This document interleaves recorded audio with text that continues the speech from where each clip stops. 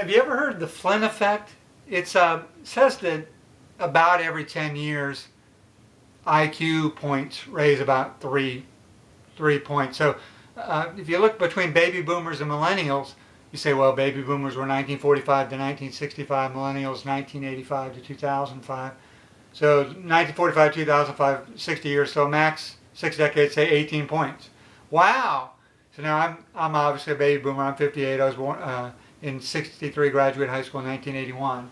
Oh, by the way, John Hamilton, freelance writer here in sweltering Yorktown, Virginia, and some of my articles appear in a couple local newspapers and humorous history quizzes, because what else is so humorous as American history? But anyway, you know, of course you think I would pick the baby boomers as smarter. I'm going to give millennials a fair shake here. I think it's kind of an apples and oranges thing, because we grew up in such different circumstances where we didn't have computers. So we had to do a lot of more different things. I think we had to be a little more well-rounded, whereas millennials are much better with computers. It just seems natural to them. You know, I mean, I'm lucky if I can figure out how to work my PayPal account. And, you know, it's just second nature. So they're a little bit more specialized things than us. So, you know, I think we're looking at apples and oranges there. I think that would be a fair way to look at it. Strangely, though, even though you say, well, the IQ points are higher, I think our SAT scores were just as high or higher. The SAT scores haven't really gone up. Why? I don't know. Anybody have a theory on that? So I don't know what's going on there.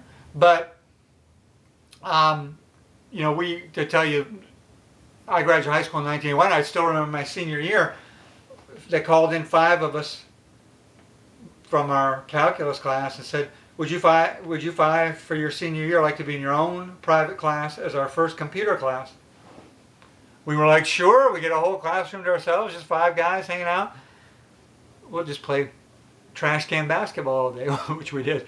And then we asked them, what's a computer? Literally, we said, what's a computer? We didn't know what one was. The first personal computers were, I think, 1974, but they weren't common yet. So we didn't even know. We didn't know. So it was really fun. We had our own room for ourselves. There was 1 HP Hewlett Packard, a big mainframe. It looked like something out of a science fiction Star Trek show from the 60s. And then we had a bunch of desk PET computers, PET, PET.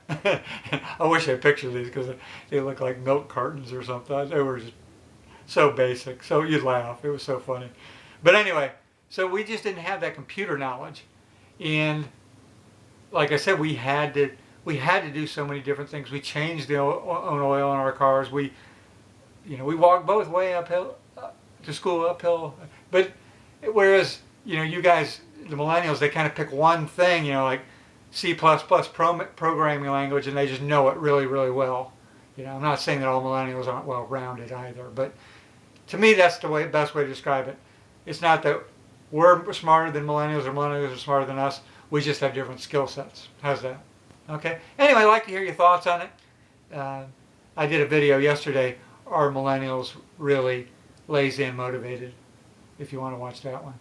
But this is kind of an ongoing debate and I mentioned the song "The Living Years" by Mike and the Mechanics for 1988. If you haven't listened to it yet, pretty good song. You'll like it. Well, that's it. See you for the next video. Bye.